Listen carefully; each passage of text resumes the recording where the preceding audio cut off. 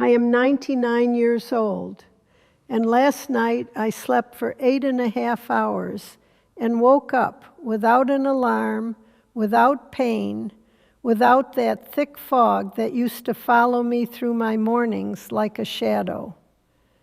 And I need to tell you something that took me nearly a century to fully understand. Something that doctors mention in passing, if they mention it at all. Something so simple that you are going to hear it and think, that cannot possibly be the thing. But it is the thing. It was always the thing, and I wasted decades not knowing it. I have outlived 2 husbands, 3 of my closest friends, and more doctors than I care to count. I have watched medicine change completely in my lifetime. I have seen pills and procedures and technologies that would have looked like magic to the woman I was at 30. And after all of it, after 99 years of living inside this body and paying attention to what it tells me, the single most powerful thing I have ever done for my health, my mind, my mood, and the simple daily experience of being alive has nothing to do with any of that. It has to do with how I sleep. Specifically, it has to do with one habit I changed in my early 80s that my doctor at the time shrugged at, and that I now believe is one of the most important things a human body can do for itself. And almost nobody talks about it seriously. Almost nobody.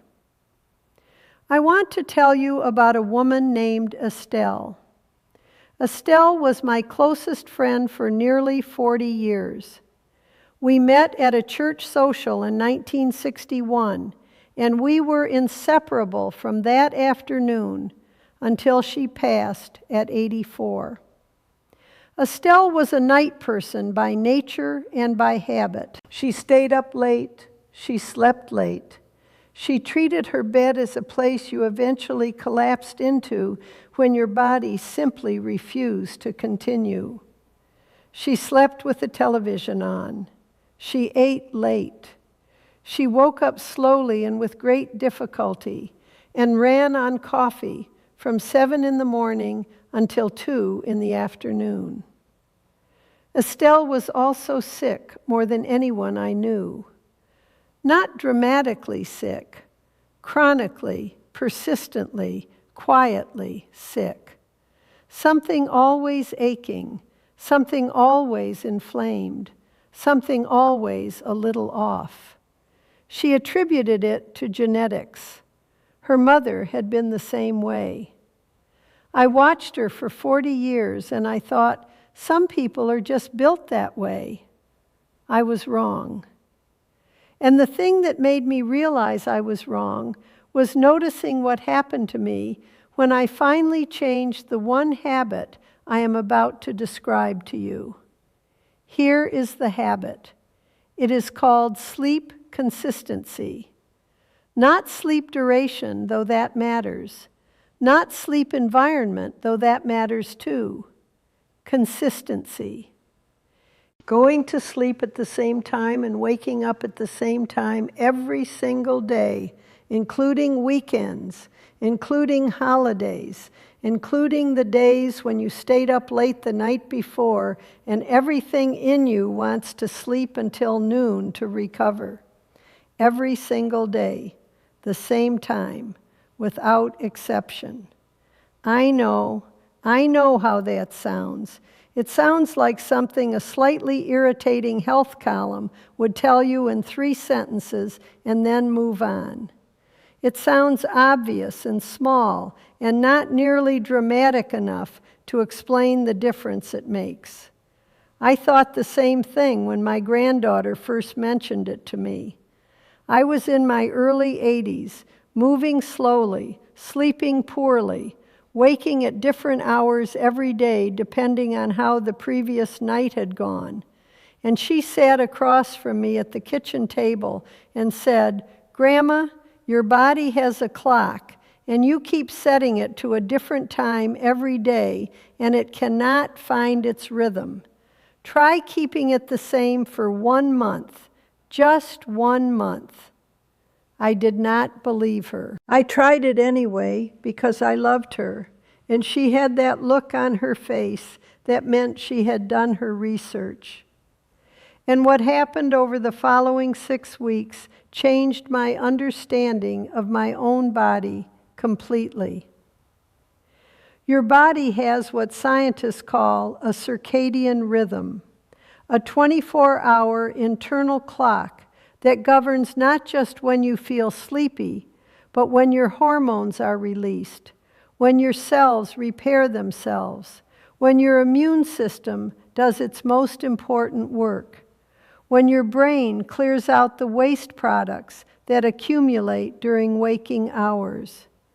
This clock is exquisitely sensitive to timing, and when you keep irregular sleep hours, when you go to bed at 10 one night and midnight the next, and sleep until 9 on Sunday because you can, you are not just being flexible with your schedule, you are giving your body a different set of instructions every single day. You are creating a kind of internal jet lag that never fully resolves because you never stay in one time zone long enough to adjust. I slept irregularly for nearly 80 years and called the consequences of it aging. The fatigue that never fully lifted. The mornings that required an hour before I felt functional. The way my thinking sharpened and dulled unpredictably. The way my mood was never quite stable. The way I seemed to catch every cold that came near me while other women my age stayed well. I thought that was just me. I thought that was just the body getting older.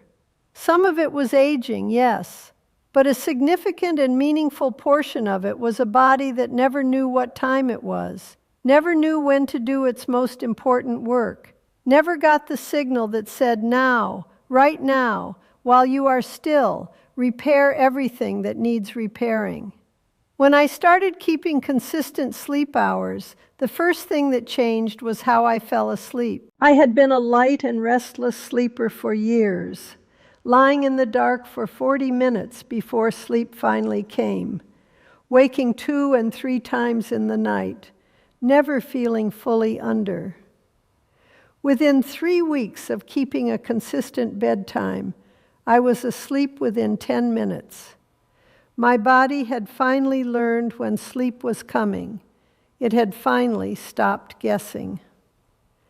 The second thing that changed was the quality of the sleep itself. I started dreaming in a way I had not dreamed in years, vivid and narrative, which I later learned was a sign of reaching the deeper stages of sleep that had been eluding me. I woke up once in the night instead of 3 times. Then I stopped waking in the night almost entirely.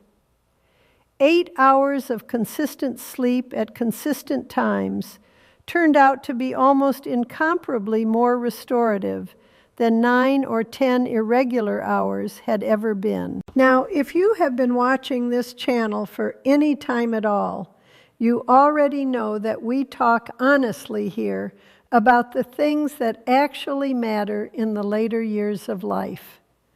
The things that the brochures do not mention and the doctors rush past in a 12-minute appointment. And I want to ask you something right now, genuinely, because I am curious about your experience. What does your sleep actually look like? Not what you think it should look like, or what you tell yourself is fine. What does it actually look like on a Tuesday night versus a Saturday? If there is a difference, I would love to know. Leave me a comment below this video and tell me honestly, because I think there are more people sitting with this than anyone talks about. And sometimes the most useful thing is just knowing you are not alone in it. And if you are finding this conversation valuable, if something I have said in the last few minutes has landed somewhere real for you, I want to ask you something. This channel exists because there are things worth saying that most people are too busy or too polished or too afraid of seeming old-fashioned to say plainly. We say them here, and if you are not subscribed yet, I need you to think about this. Every week there is something new here that belongs in the category of things I wish someone had told me sooner. You can be the person who knows these things sooner. Subscribe to this channel and hit the bell icon so you do not miss what is coming. Because what is coming is worth showing up for. I promise you that from 99 years of having very little patience left for things that are not worth your time. Now let me tell you about the other piece of this habit that nobody emphasizes enough and that took me an embarrassingly long time to take seriously. The waking time matters more than the bedtime.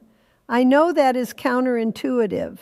Most people focus on when they go to bed as the variable they can control. But your body's clock is anchored primarily by light and by the time you wake up. Your waking time sets the rhythm for the entire following 24 hours. When you wake at 7 on Monday and 9 on Wednesday and 8:30 on Saturday, your body is trying to calculate from 3 different starting points.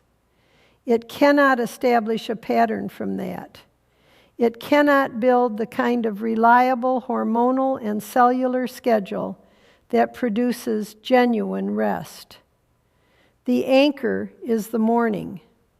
Get up at the same time, and your body builds everything else around that consistency with a kind of precision that will surprise you.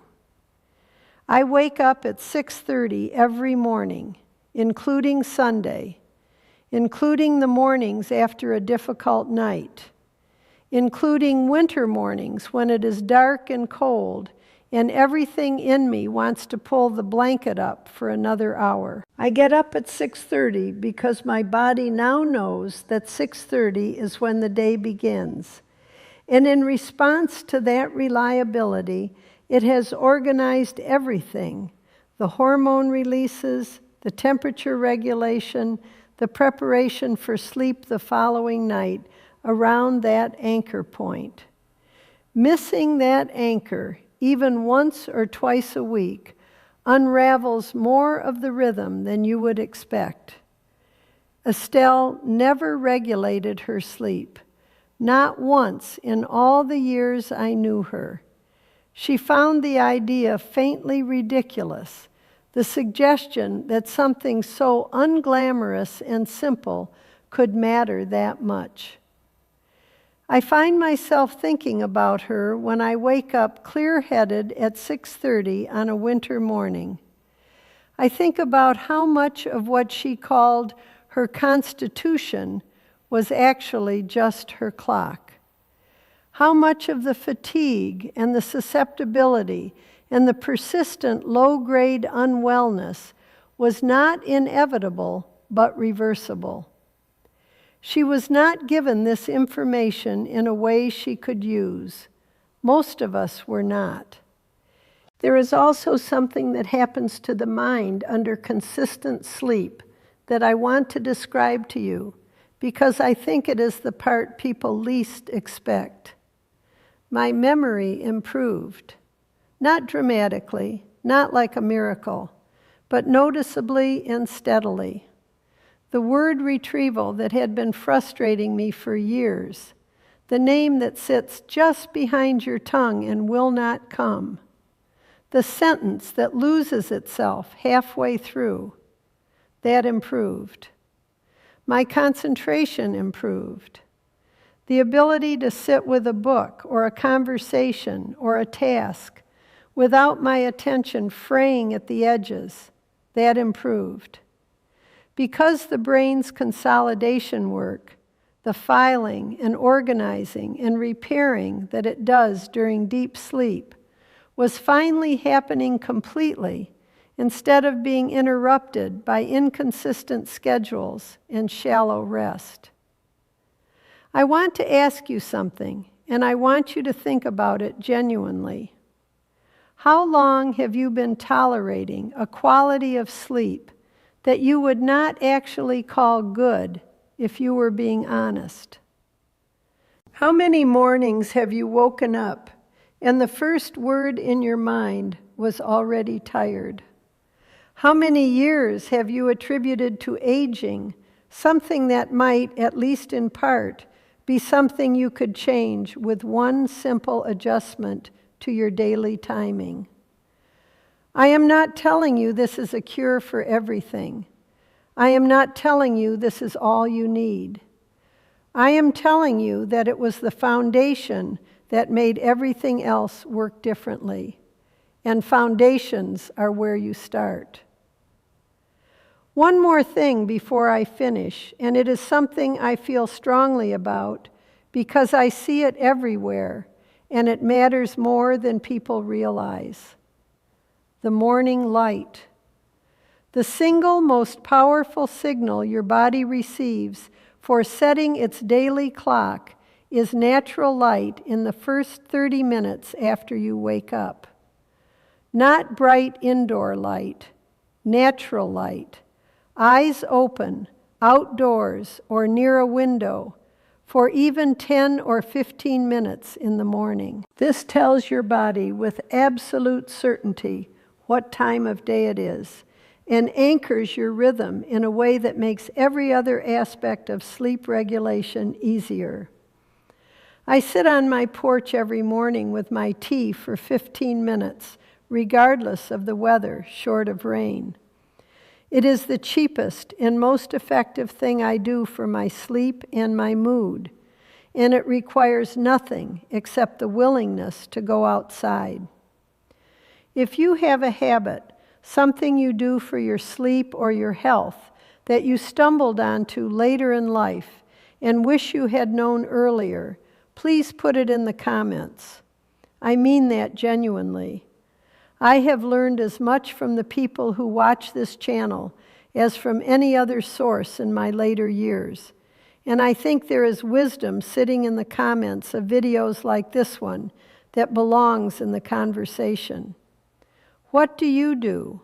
What changed things for you? Tell me below because I read them and because someone else who needs exactly what you know is going to find it there. I am 99 years old. I sleep well. I wake up clear. I have a porch and a cup of tea and a morning that belongs to me. It took me too long to build this, and I built it from almost nothing, from years of poor sleep that I had accepted as permanent, from a body that had forgotten what genuine rest felt like. And I rebuilt it by changing one thing, the clock, just the clock. You do not need a new mattress or a special supplement or a complicated wind-down routine of 17 steps, though some of those things may help. You need a consistent time that your body can trust, a time that says, every single day, here is when we rest, and here is when we rise. And your body, given that reliability, will do the rest of the work for you in ways that will make you wonder why nobody put this at the top of every conversation about health and aging and what it means to feel well inside your own skin. It is not too late to give your body a clock it can count on. I started at 81, and it changed everything that followed. You are reading this right now, which means you still have time to find out what that feels like. Set your alarm. Wake up at the same time tomorrow. Go outside and let the light in. That is where it starts. That is where everything starts. I will be on my porch if you need me. Same time as always.